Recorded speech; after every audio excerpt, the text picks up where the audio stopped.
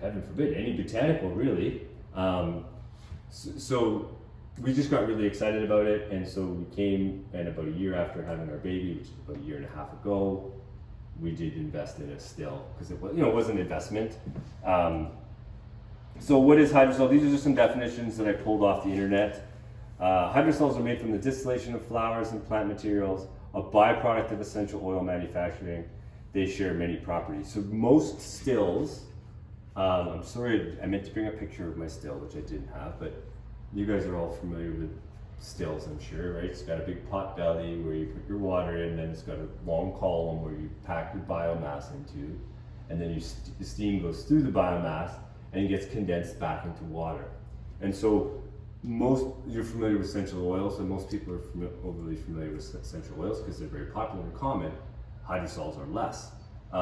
Most stills are designed to siphon off much of the water, much of the essential oil, and then the water, which is known as hydrosol, is really a byproduct and has very little oil in it, and often is just literally thrown in the garbage.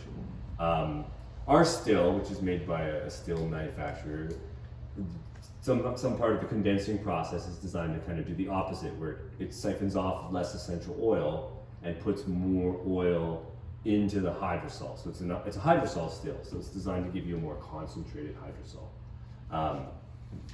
See what else we got for definitions. Hydrosol is also known as hydrolats or floral waters. Most people are familiar with rose water, or you guys have all been to a church. You know how you're supposed to dip your hand in the water before you go in? So that used to be, I don't know what it is now, it used to be rose water. You did the cross or whatever. Mm-hmm. That was rose water. And in some different parts of the world, that's been different waters. The whole idea is rose is, beautiful and floral and all those things, but I think it's cleansing and related to the heart chakra as well. So that was tied to the. Anyways, most people who know rose water, they know essential oils. So really, hydrosols aren't that far of a concept to grasp. And through the same process as essential oils. So you're steaming the botanical. Hydrosols are water-based products made from the distillation of fresh flowers, leaves, fruits, and other plants. Because you can technically hydrosol anything. I'm gonna open that door. So that's what a hydrosol is. We're gonna do some tasting later, but the best way to describe it is it's the essential oil in water. Where the magic of it kicks in, and I learned this through the hemp, is that unlike essential oil, which is, the whole oil and water don't mix concept, everyone knows that. The hydrosol, in such a way, it has the oil in the water. So the oils and nanoparticles that are suspended in the water. So you don't have this separation. And that's what makes them so bioavailable, is all the essential oils of the hemp, for example, are in the hydrosol.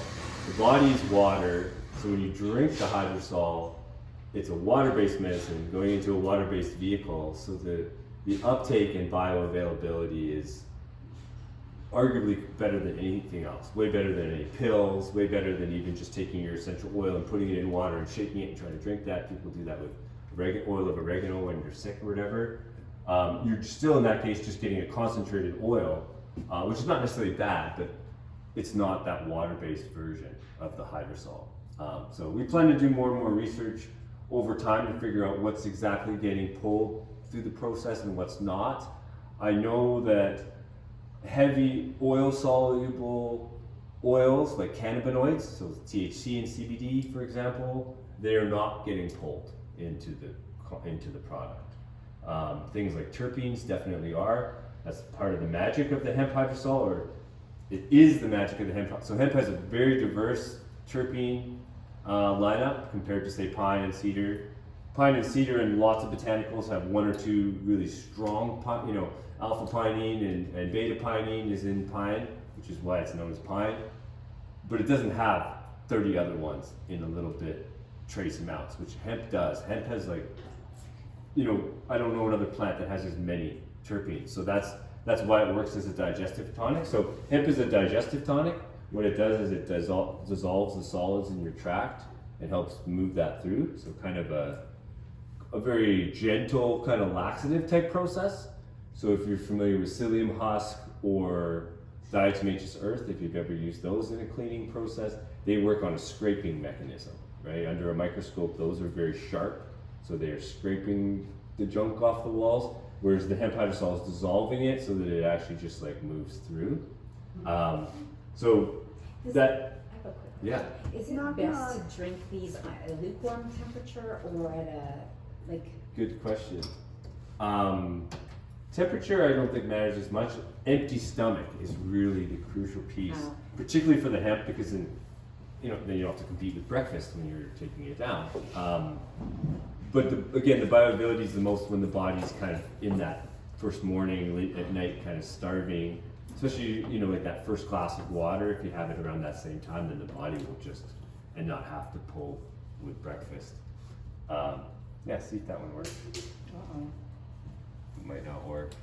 He had that same cord and it's not the same as this. It's not the same. There's no such thing as a USB to USB. Yeah, I actually stopped at the source. They do not have them. yeah. Well, thank you, Melanie. Yeah, no worries. This has been working. It's Like good. if we had an auditorium of 200 people, it would be difficult for the back row people. But if you guys can see this, okay. And again, it's not overly much to see. Most of today is me talking and later some sampling of hydrosols. So answering your question on like that's how you take them. And Because I was always told that if you're doing like an extended, like a fast or something like Yeah. that, the best thing to, like a watercraft, is that warm water helps. Just kind of like if you were. I think warm wouldn't be bad. I can't say I've tested cold versus warm. People are usually told to keep it in the fridge out of the sun, so it's generally cold. Yeah. But a lot of people make what we call hydro waters, which actually translates to water. Hydrosol waters, where you put a little bit into your water and then you can sip on it over an hour or half hour. Particularly with some of the flavors, that works really well. For the hemp one, it's a little more just have a swig or a shot and call it a morning. So tying back to the story, so we came across the hemp. We're super enamored with it. It's the only product that I have some great products. Our CBD products are great. The coffee's fantastic. But no one's ever called me at 2 in the morning and said, Luke, I need some more coffee in the morning. But I have had that phone call for hemp hydrosol. Someone who's realized their stash was low and they're going out of town for a week and they just couldn't go without their hemp hydrosol.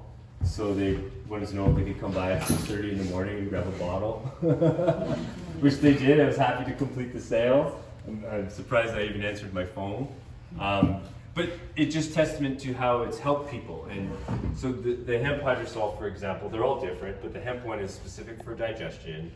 And my friend who used to do it, she does not even sell a small bottle. She's like, if you're not willing to go at least half a liter, then you're not willing to, you got to commit, get to the next level. We do the small bottles because we find that it helps people get introduced to hydrosols.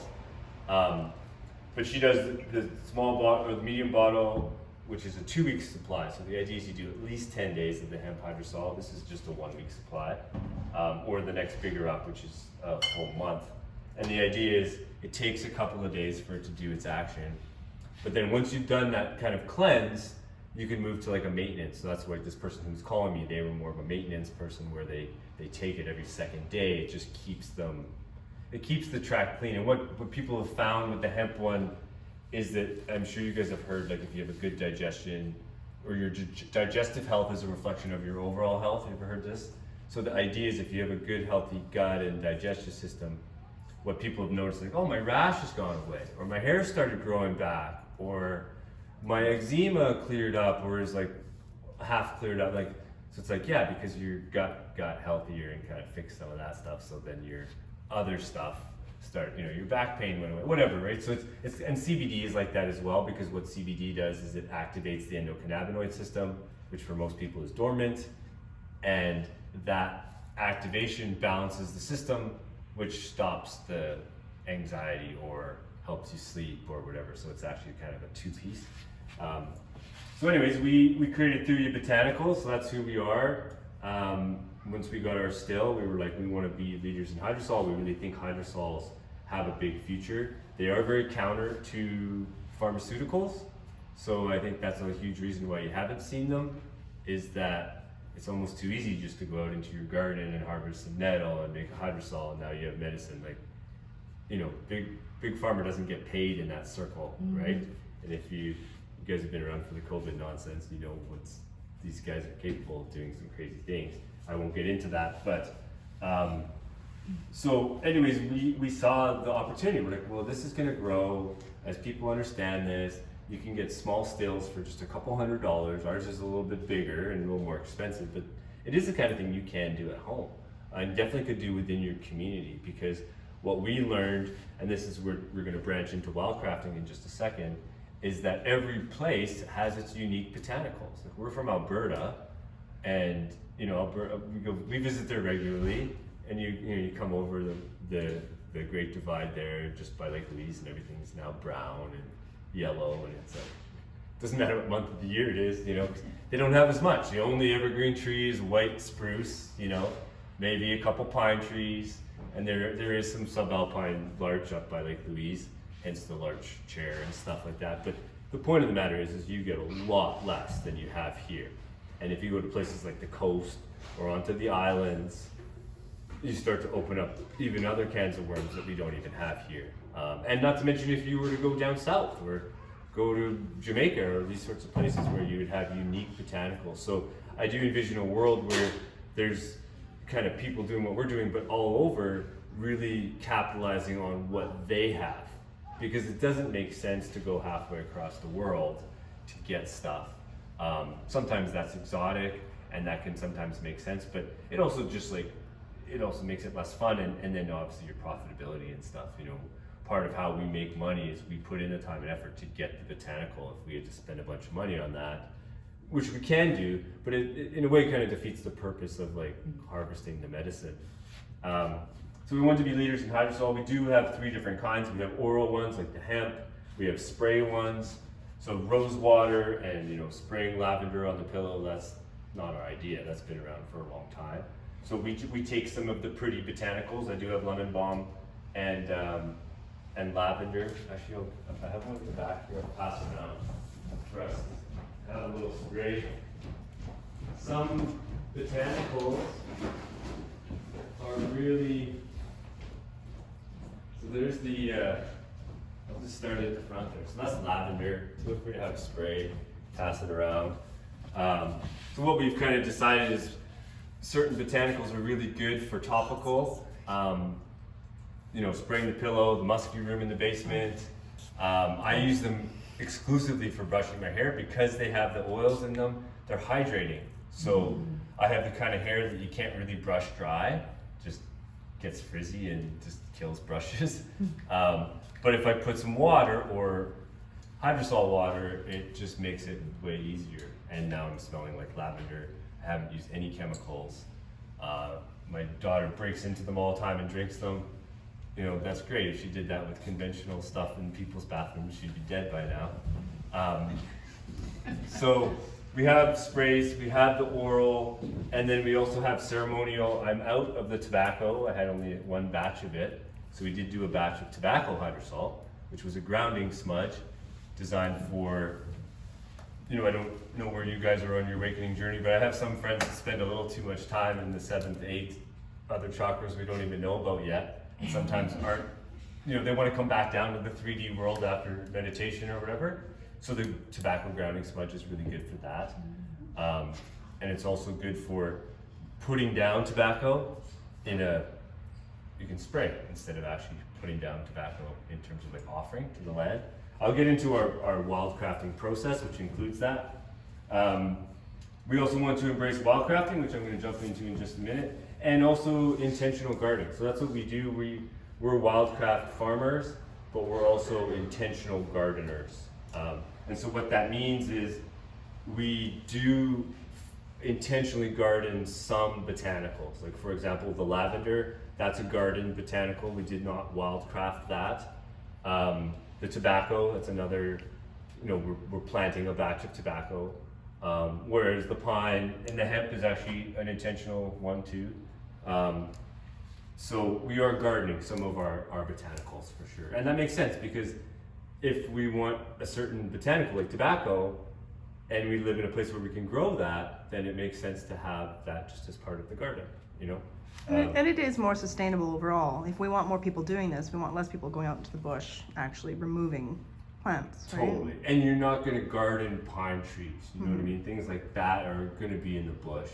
And we will get to sustainable harvesting in a second too. That does bring up a point, because you can do it. There's a wrong way to wildcraft, you know? So let's talk about wildcrafting. Let's talk about the definition first. And again, these are just some common definitions I've pulled off of the internet. Also known as foraging. So what I did learn is that foraging and wildcrafting essentially are interchangeable. And they are used interchangeably on the internet, which is, I didn't know that at first. The practice of harvesting plants from their natural or wild habitat primarily for food or medicinal purposes. And that really sums it up in a sentence. It applies to uncultivated plants wherever they may be found and is not necessarily limited to wilderness areas. So that is kind of speaking to like people's backyards, right? If you have a bunch of mullein in your yard, I can come and wildcraft that from your yard. That's not necessarily the wild, but it's in the wild part of your yard, you know? So it does extend into whatever you might call that, other people's gardens, because a weed is just a plant that's growing where you don't want it to grow, right? Plants are undiscerning. If they have the right environment and their seeds are there and whatever, they'll grow. Humans are the only ones that are like, no, this is my carrot patch and this is my peas and what's this dandelion? Like, so that, you know what I mean? The dandelion's only a weed in that situation because you want your carrots there and it's growing in that spot. So moving past that kind of thinking and just kind of saying, okay, what's out here? What's growing wild? And then why are the dandelions all popping up here, or the mullein, right? So mullein will often pop up where the ground has been agitated. You know, they're going to do some construction here, and they leveled an area or something, you know, and then mullein pops up. It's like, okay, and other weeds, but the idea is that lots of seeds are dormant in the ground, and when we disturb spaces, certain seeds come up first. And if you look like, you know, by the fires up at Scotch Creek and stuff, if you notice what's coming up first, everything's sequential, right? After a place is logged or fired, certain things grow up to become essentially the fodder or the soil builders or the nitrogen builders or whatever for the next thing, because everything is eventually growing to be a mature forest at the maximum density that biosphere will hold. Now, with humans on the planet, and as much as humans are awesome, we are to nature more problematic than we are serving in the large picture. Generally nature's just growing around whatever the humans are doing. And that in itself creates unique opportunities where there are pockets of stuff that is either wanted or not that you can harvest. So yeah, well, I'll just kind of leave it at foraging and wildcrafting are essentially interchangeable. Foraging has commonly been associated with mushrooms. It is what seems to be kind of the word on the street. Oh, you're going to get some dandelion and some pine, you're wildcrafting. Oh, you're going to get some morels and some lobsters, you're foraging. Whereas it's actually the same concept, and apparently wildcrafting and foraging are interchangeable. So they're wildcrafting and we're foraging. Foraging, now if you look at bears, they're omnivores. Humans are omnivores as well. Bears forage. A lot of animals forage. Bears are the greatest example because you can tell when they've busted through here and taken some blueberries and taken, you know, they kind of just elbow their way through the forest and take whatever they want. And when the salmon are spawning, they're eating salmon. When the salmon aren't spawning, they're eating the grass, whatever. And so just like the bears, we try to interact with nature in the same way where it's like, what is on offer today? One thing that we've really learned, so we're gonna get into wildcrafting and take you through our process that we use, but one thing that we've really learned, and this is crucial because we actually have a very acute calendar now, where there's every week of the year, which pretty much ended last week and will start up again probably in March, there's certain things that are available. Now, you can go and grab pine anytime and stuff, but for ones like pine, for example, there's best times, you know? Whereas for lilac, for example, there's only a certain window. When it's gone, it's gone.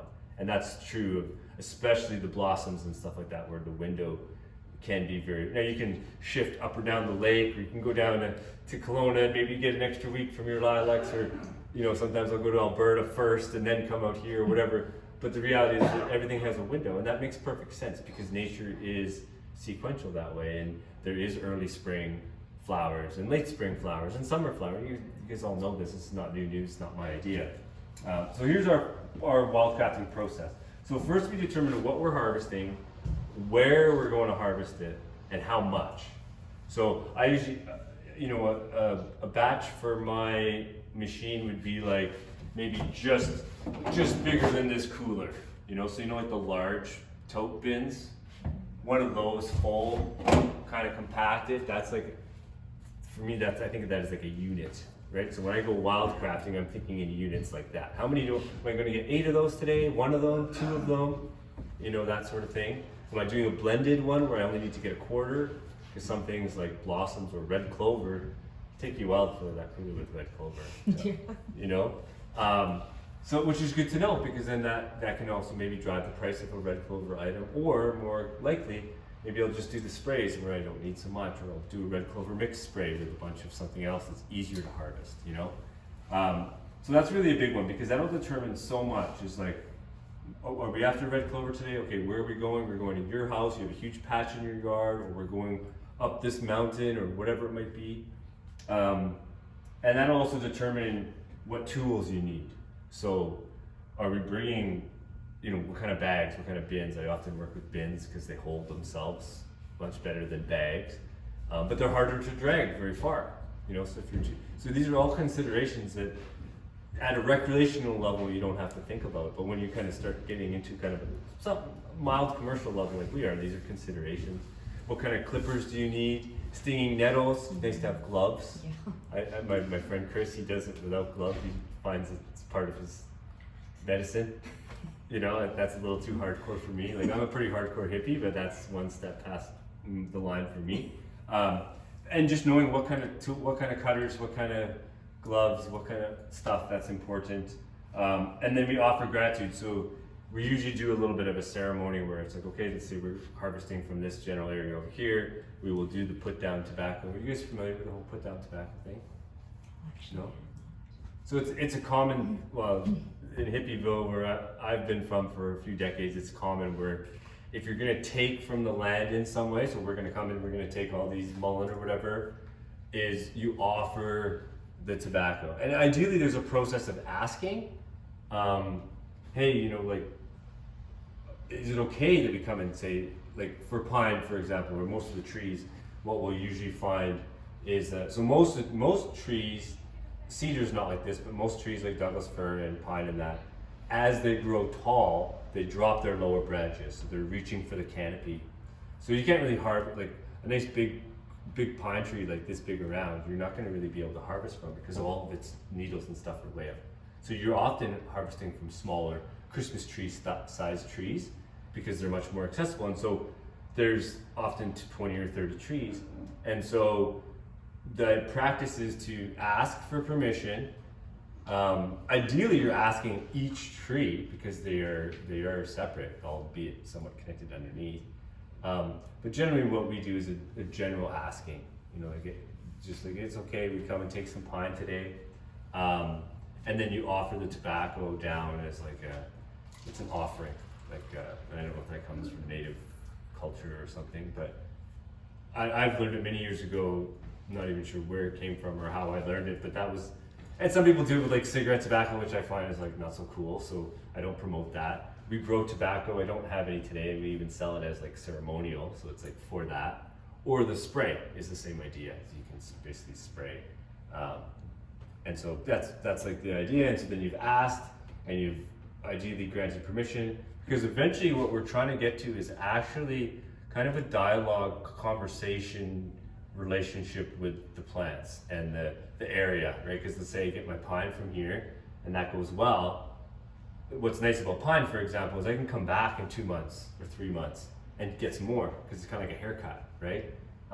In a certain way.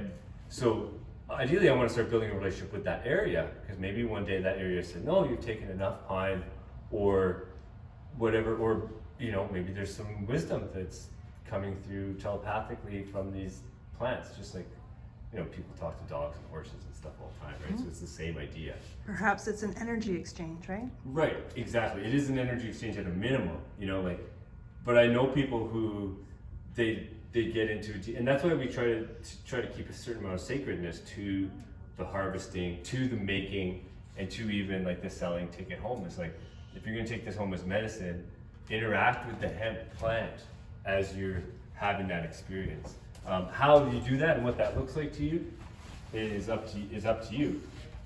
Well, there are studies that show like talking to plants, you know, they grow better. Exactly. When there's something about with, you know, speaking to water, you can get crystalline structures versus something that looks almost like toxic. Yeah, exactly. So- And so, I know people, like, I have hippies that talk to, you know, I'm sure the big magic tree in your yard you've talked to, but you can actually take that down to each blade of grass as well, you know? I'm not necessarily perfect at that, but I'm just opening that door to people to kind of walk through and explore themselves. That's the idea. So moving on, and then you find and assess the botanicals. So once you get to the patch, you have to assess how you're going to harvest it. So like pine's a good example where at a patch where we're doing at our farm, there's maybe 100 trees. And sadly, they're not growing 4 feet apart, because if they were, they would grow up to be a perfect little forest. You get some where it's like 4 trees growing on top of each other, and other ones where it's 14 feet between each tree. And so I was talking to Chris, and he's like, okay, well, eventually we want this to be part of the forest, because it's kind of on the edge of the forest.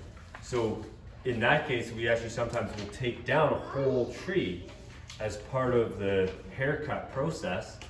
And like, if you even think about like you see it at Christmas here with all these trees, even downstairs here, all these trees. Ideally, all the trees that you see getting used for Christmas are a thinning of the forest in a positive way, where it's like, by taking down that tree, these other 4 trees are gonna benefit.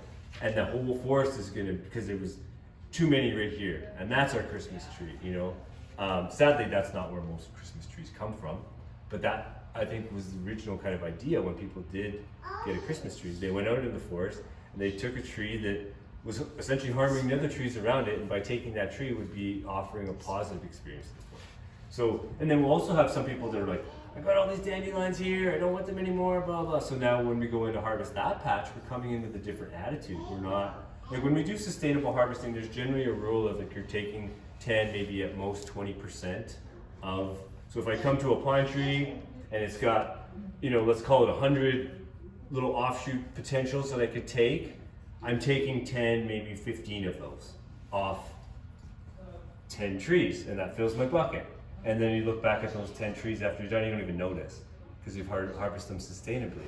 You know, maybe take a few more from the south facing that are all reaching out in front of each other, right? So you're working with the tree, because I've gone to trees and then come back to the same tree, and I can see where, oh, because I took that one, these 2 shot out and are now super happy. And it's like, you know, the tree hasn't been devastated, you know?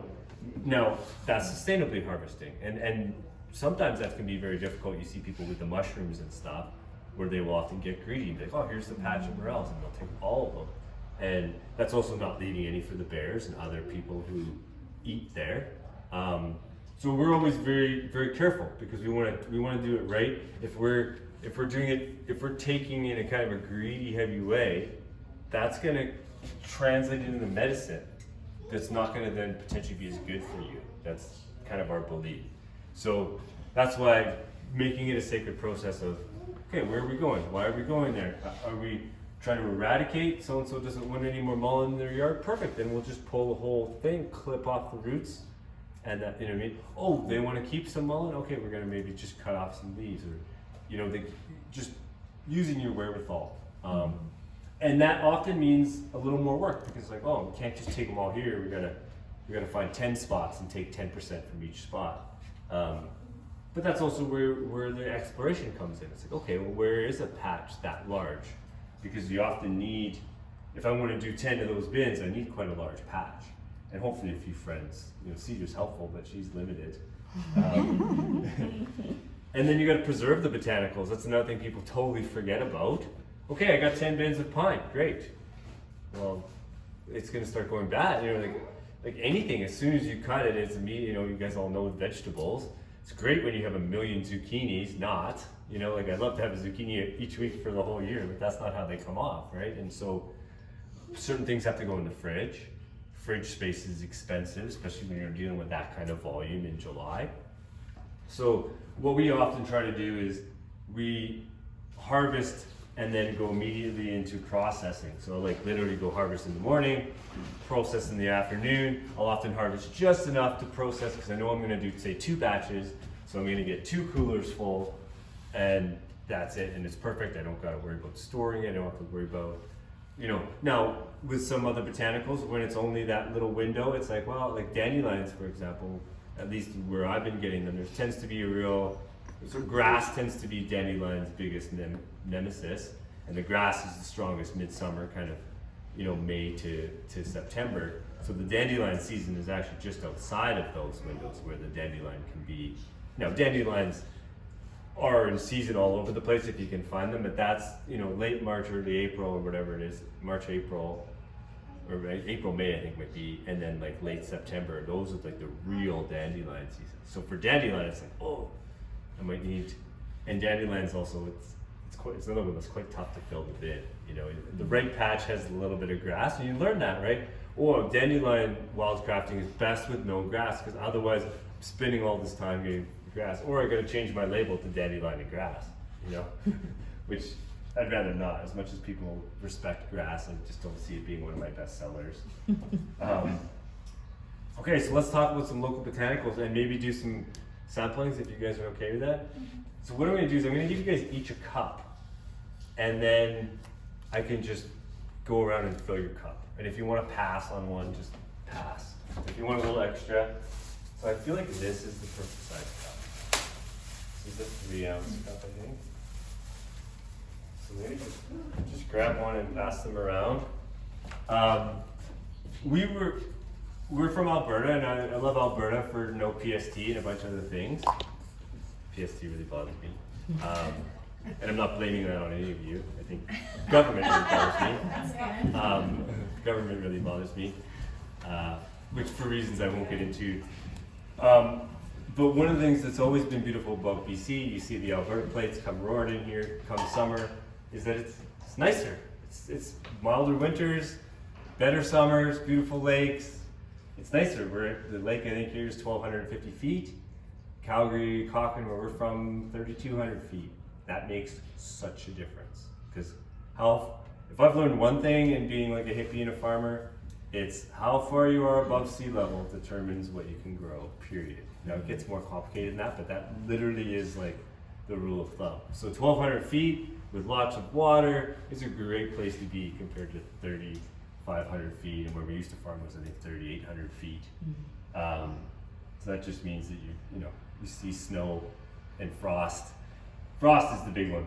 So we're gonna start with dandelion, which they have in Alberta, for sure. They have in lots of places. My box of my samples is back here. So we're gonna sip on some dandelion and talk about it for 2 minutes. And so when we make our hydrosols, once like a certain percentage of the oils have been pulled off of the botanical, the hydrosol gets waterier, like the quality of it goes down. So when I make our hydrosols, we break them into A and B grade. So all the dark bottles, if you ever buy one of them from us or interact with them, they're all A grade. Now I keep the B grade because it's great for things like sampling at a workshop, for example. It's great for making hydro water, which is another product we have, which is in the clear bottles. We sell them in these little bottles. It's a 12 ounce bottle, has a hydro water. So these ones are, which again translates to water. But what it really means is hydrosol water. So it's a watered down version. And the ones in these bottles are designed to be like a grab and go. So these are concentrates. You do an ounce and a half. The immunity blend is even less than that. We're going to sample that one last because it's a bit strong. So you mean it's like a real true vitamin water? Yeah, you can call it a true vitamin water for sure. We call it Hippie Buckley's at the booth anyways. And it's just got a bunch of immunity ones. So when it comes to the hydrosols, you really have two groups of products. You have certain botanicals like hemp or dandelion, which do a specific thing, right? So dandelion does lots. Its biggest claim to fame is it is part of our detox group. We have a couple that are in the detox group, and it's big on heart and liver. Now there's more. It's been helping people with weight loss, but it's in our detox group. And is it the flower and the leaves? It's we do the flower and the leaves. Yes, we don't do the root. I know the root is obviously super medicinal. We haven't done the root.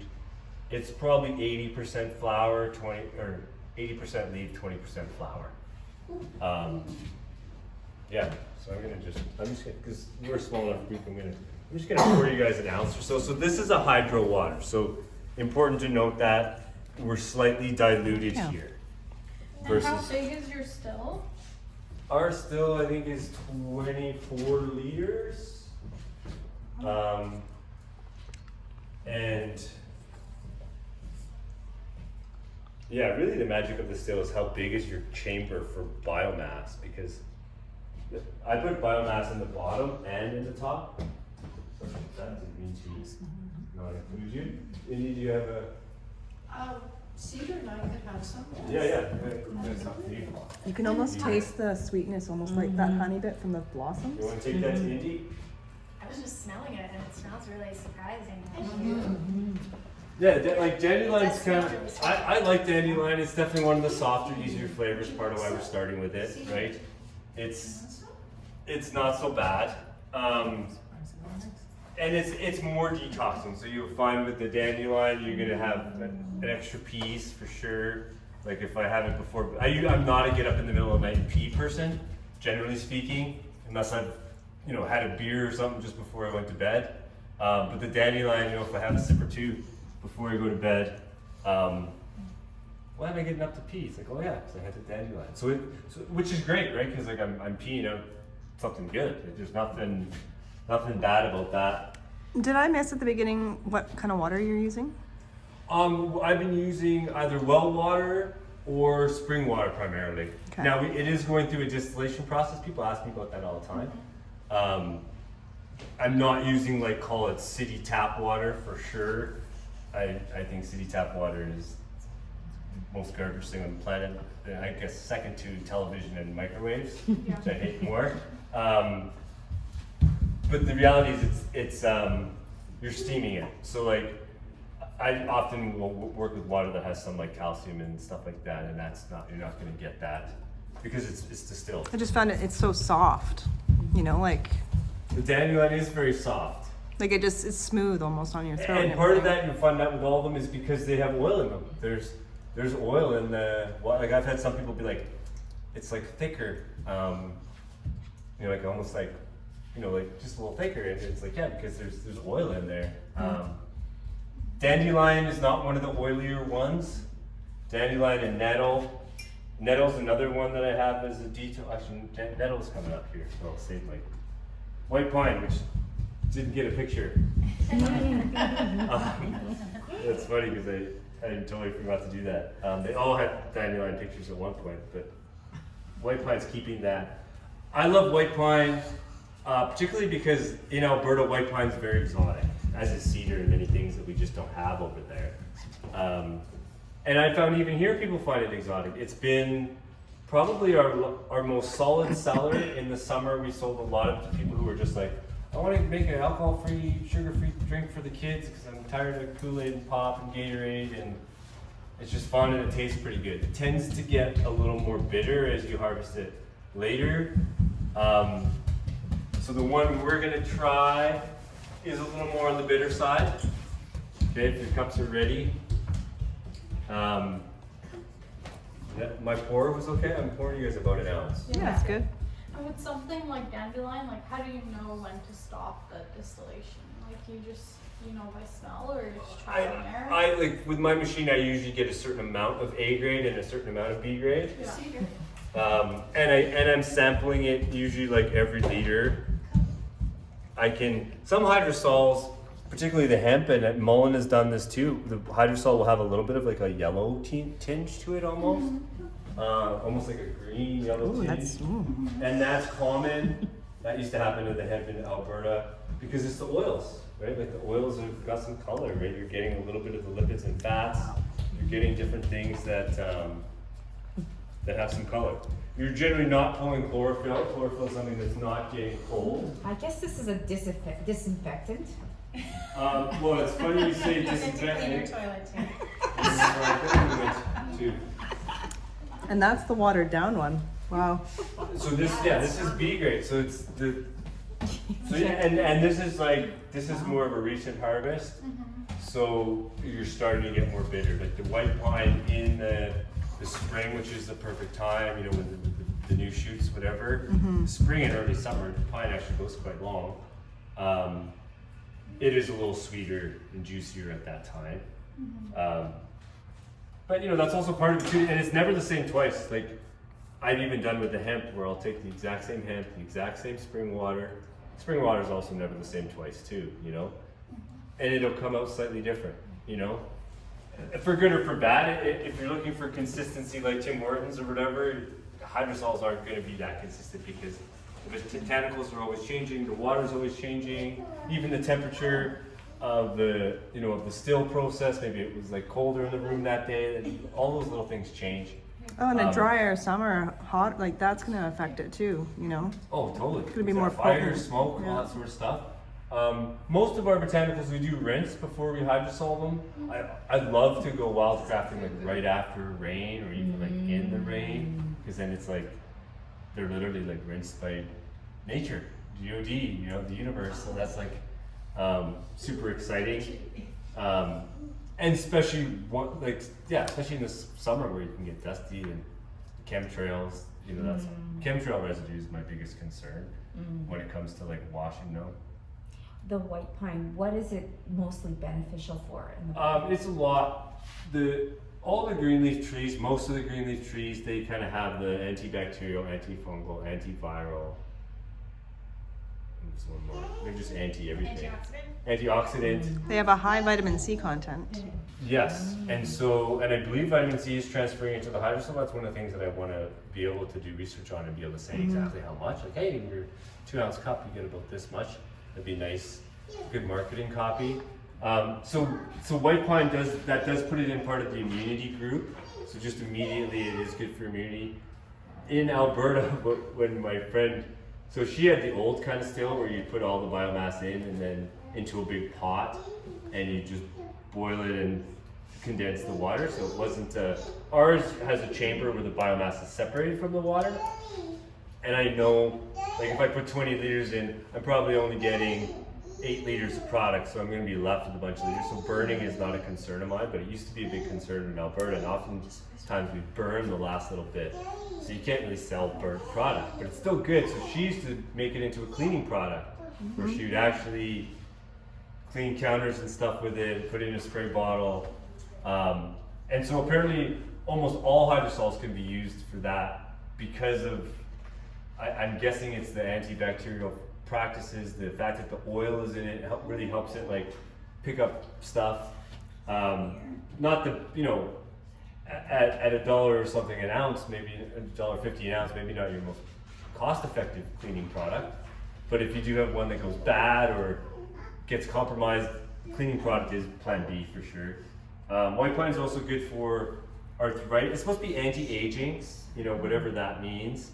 But what that actually means is it does have the antioxidant, antifungal, antibacterial, all that going on, and it's good for hair and bone growth. I noticed even the gray hairs, like I don't have many, but I have some, and like the number I had got cut in half when I did pine for like, I did a bunch of pine for like 2 or 3 weeks, then drank a bunch of it for like that next 2 or 3 weeks, and I noticed in that window that like my gray hairs went down, you know? Oh, So- buy some of that.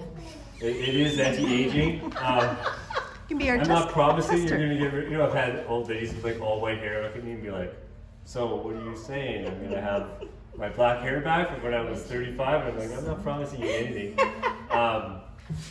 So it you know, these are just things that people have used the tea for. This is what my friend, she also has done pine hydrosol for a while. She does pine and cedar, those are two that she's done. And so that's something she's talked about. It's good for arthritis. It's also good for, it's been good for acne. And mind fog is one that a lot of people, because, you know, mind fog seems to go up. Can I do a time check from somebody?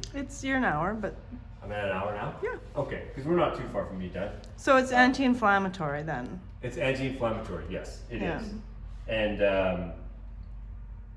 so yeah, so brain Which fog makes is sense, another one. yeah. Yeah. And it's a really nice flavor. It makes a lot of good mocktails, goes well with lemon and lime. So it is this is a slightly more bitter version. It is usually less bitter. Nettle. Oh, I might not have a sample of nettle. I actually saw a recipe recently where you, instead of like a ginger bug, they used pine with sugar water to ferment to make a homemade Sprite. Yes, very Sprite, 7 homemade Up. Sprite. People do that. That's a common one. The homemade Sprite. I've heard a lot about that since. I don't have a sample of nettle. Nettle, we've done stinging and dead nettle. Most common is the stinging nettle, but both make a good hydrosol. Again, detoxing urinary and kidneys. So in our detox and repair blend, we have both the dandelion to kind of come from the liver heart side and nettle to come from the kidney urinary side. Also have horsetail, which is for heavy metals. So, What kind of horsetail? ooh, good question. It's like acquisition. I can't remember. Yeah, There are, something like that. there are a few kinds. Yeah. I'm not sure. Okay. I could say maybe the common kinds or the kind. I'm trying to think. Yeah, the one that's more bushy. I don't know. And it has like little things going from the side. I don't know. It's medium tall and it's growing in the bog. Okay. Looks kind of like a bottle brush, right? Like Yeah. Yes, exactly. Or horsetail. That's its name. Yeah. There are the ones that grow closer to like waters. Like there's one by the lake here in Sunnybrae. That's the more tall, skinny one. Okay. That's a different one. Yeah. So that's nettle. Mullein, this has been our biggest seller. Yeah, like I've had people cry at the booth about mullein. One guy couldn't breathe, he hasn't breathed through his left nostril for like 10 years or so, and now he can breathe through both nostrils. Like, that's huge. They have to stop halfway up the stairs, now he can walk up the stairs. You know? I've had people come take a sip of it, walk around the farmer's market, come back 5 minutes later, they can already feel it working in the eyeball. So it's very instant. Hemp, you gotta do 10 days. The mullein, it helps move mucus through. It really just brings your lungs back to optimal health. Everyone's compromised at some point, especially with the smoke. This summer, you know, it brought compromised people into an even worse place, you know, because their problems with their lungs or limits with their lungs became exacerbated. And what part do you still? We're using the leaves, ideally. Yeah. If we are so mullein's a biannual. If you're familiar with that, it's a 2-year plant, so it only veges in the first year and then flowers in the second year. Burdock is like that as well. It's common to a bunch. You know, you're in a more diverse, awesome place when you have biannual plants. That's like a good. Mullein's originally from Europe. It's not native to here. It's been here, I think, for 300 years or so. Anyways, yeah, we're taking the first years or the leaves off the second years earlier in the season. Not when it flowers. Not when it flowers, exactly. Because a plant, like you guys probably all know this, all plants generally are primarily focused on one thing at a time, with a little bit of a secondary. And so ideally that primary is the leaf or whatever you're harvesting for, you know? So when it is making the flowers, that's its primary, so the leaves are secondary, so they're not as good. Okay. Yeah. So that one's just like straight up lungs, and I don't. No, we don't have it. No, we're gonna do. No, we got hemp and cedar coming up, and I want to keep respecting our time. We'll do maybe 5 more minutes. So all those ones that I've just showed you are like those are wildcrafting. You know, they're in your backyard, they're in the forest, they're wherever. These are some other ones that we've done: cedar, juniper. I have all these here. goldenrod I don't have here. Various blossoms, which we do. We did apple and cherry blossom and lilacs and stuff for the sprays. Right now I only have lemon balm and lavender for sprays. And other pines and firs we plan to do in the future. I haven't really explored that. My partner's like, don't do any more trees. But like the trees are all awesome. Like, you know, balsam fir and some of these other firs I'm sure have things to offer. But each new botanical is a new label and a bunch of research, so we're trying not to spread ourselves too thin. I'd rather have 10 solid ones that I know about and have testimonials. So here's hemp, which is our next sample. So this, I can just tell by smelling how strong it is. So this is again B, but like, you know, these are B plus. You know, like it does get to, there is a bit of a B minus that can creep in over time. Hemp can vary a lot based on the variety, what time of year you harvest it. If you harvest in September versus October, it's definitely. That's interesting. The hemp can be pretty woody. You still good? Yeah, I'm good, thank you. And this is the leaves. The bud and the leaves. So ideally, you're just like taking the whole plant. Too many fan leaves. Fan leaves often will like start to die off. You know what I mean? Like you can even see that in some of these plants. The lower fan leaves are turning yellow and stuff. So ideally, you're not getting as much of those. You're getting more of the bud. And it's hemp. Like it's not MJ. They're very, very similar, but a little bit different. That picture is a pretty good hemp picture. Everybody got one? Yeah. And so are you growing your own and getting your own hemp hearts? We are growing CBD hemp. The hemp hearts and the hemp I get from the coffee I'm getting from a friend of mine in Alberta. Okay. So we used to do our own seed hemp, but we don't do seed hemp here anymore. Yeah. And I was talking about while you were gone, we talked a little bit about that. Okay. Why it's not, like we were hoping to do something by Clearwater this year, because you need to be out of Kansas to do seed hemp. And the land has to be like ranch cheap. Yeah. You know, otherwise it's not profitable. And you have to be careful with the pollen. So that's hemp. These are all ones that we farm. Lemon balm. Cedar knows lemon balm. Yeah? You like the lemon balm? So lemon balm's good. It makes it, we do spray ones with the lemon balm. It's also delicious. The baby does like open the bottle and drink it at the beach. The spray ones make great beach spray. Cedars never use sunscreen. I do have a little bit of dark complexion, which helps. Her mom is pretty white, you know. But sunburn happens to the skin once the skin gets dehydrated. It's very susceptible to burn. So if you can keep the skin hydrated, you can really ward off a sunburn quite easily. And so the hydrosols, if you spray it every hour or two at the beach, you'll keep your skin hydrated and you won't burn. And if you do burn a little bit, you spray it on after the beach, and by the time you get home, you're good to go. So we are gonna relabel them beach spray in the spring. So lemon balm is super awesome. And I suppose, well, Oh, it's amazing you smell. want me to pass that one around? It's good for uplifting mental health too. Yes. And it's just delicious. Like, I did have a couple liters of it and did sell it, you know, like for drinking, a little bit more, and it was just like gone. Because people were like, got any more of the lemon balm? Yeah, and that, like, I could go on and on and on. These are the ones that I have here today. If you guys are interested in, there's horsetail. We pretty much touched on all these. There's Can you just horsetail. discuss cedar just a little bit? Oh yeah, and you have cedar. Because cedar is antiviral. Cedar's antiviral. Cedar is it's the only one that we have right now that I think you could take too much of. Like, I don't know if you've ever had too many goji berries before. I've done that. Don't do that. No. Some things are strong, you know. And again, this is a B grade. So oops, I gave you. Oh boy, don't give me too much. Well, I don't want you to already use that cup. You got a little extra cedar in yours. Thank you. I could use a little extra seed. Right, I got lots of cedar in my So life. after Christmas, can you do a hydrosol of your tree or no? Before you throw it out? You could. By the time it's been dead that long, it's Not a lot. The essential oils should be you're pretty losing the terpenes dissipated. and essential oils. You know, literally the minute you're good for cedar. So I've cedar's a also- little stronger. I've also read that a lot of commercial, like unless you're going out cutting your tree down, a lot of Yeah. trees are actually sprayed with pesticides. Oh, right. Yeah, a lot of them come from tree farms. Most of them come from tree farms.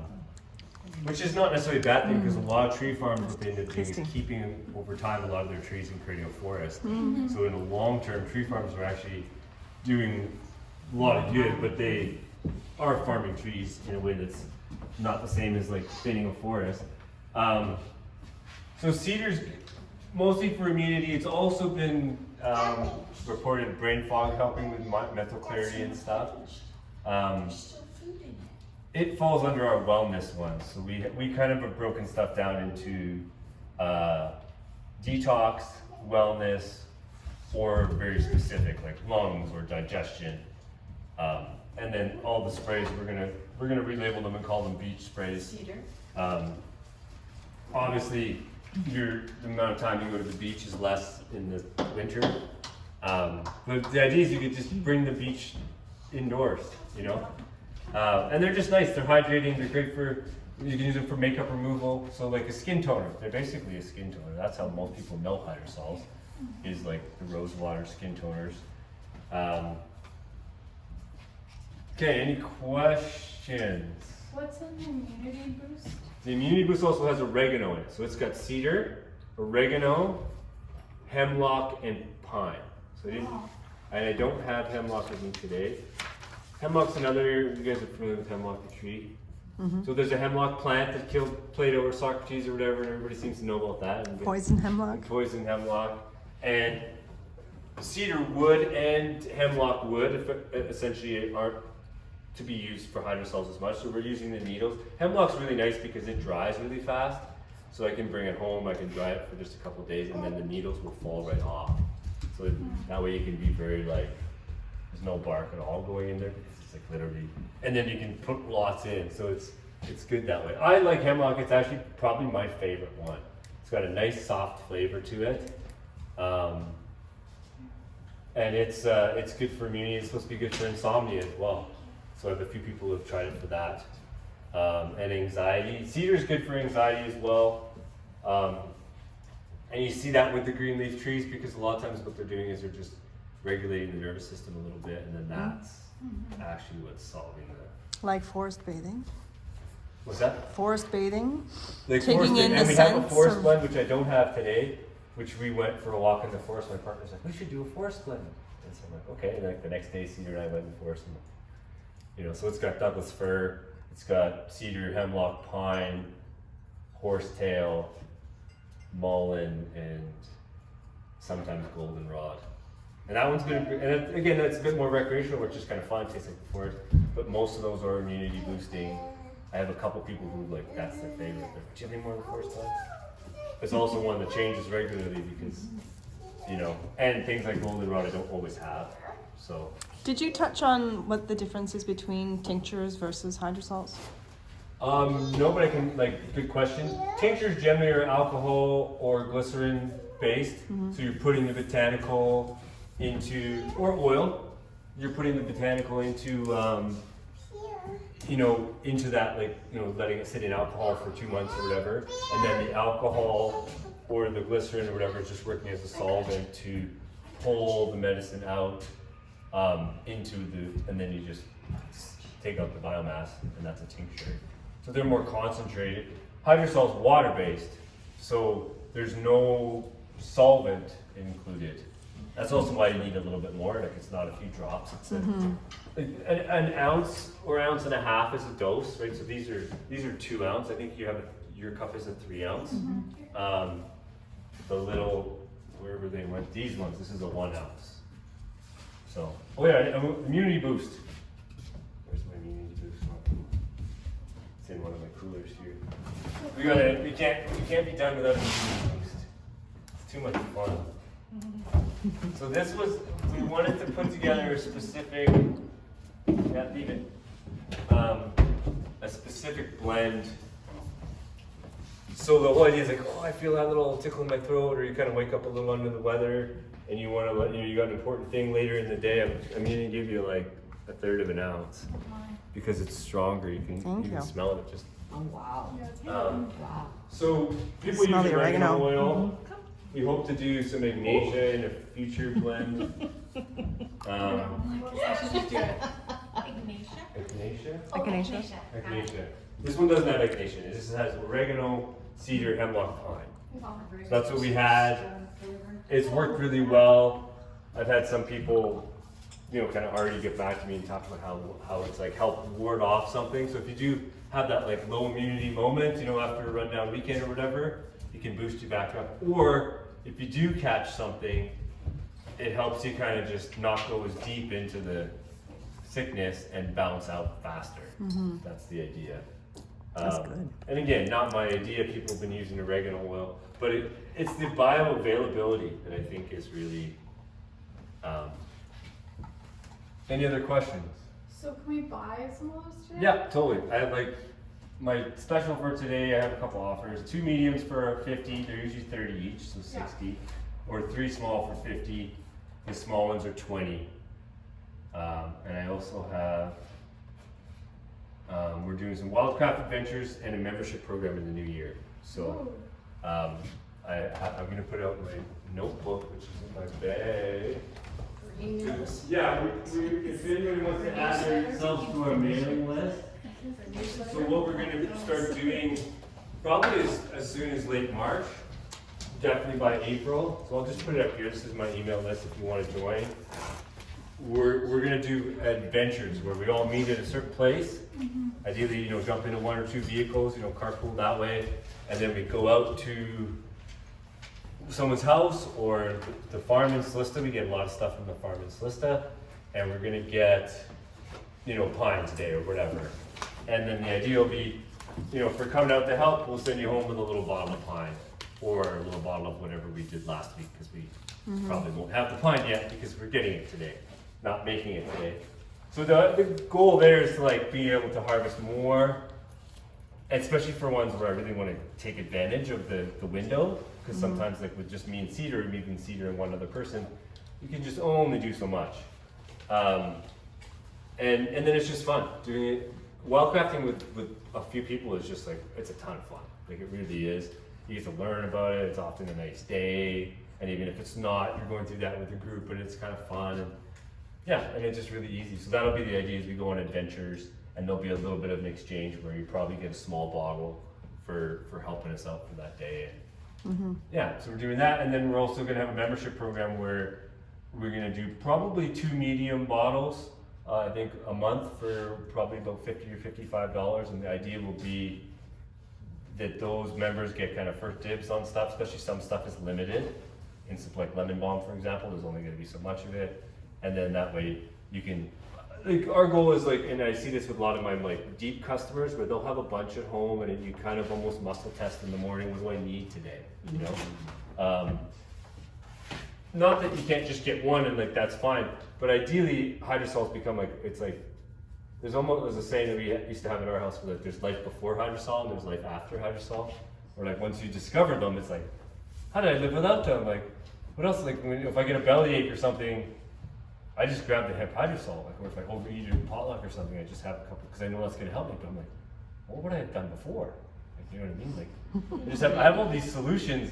If I need an immunity boost, what did I do before? It's I got the cold, I guess. I don't know. So that's the idea of the membership program, is people who were into a liter of hydrosol a month and want to be kind of part of that.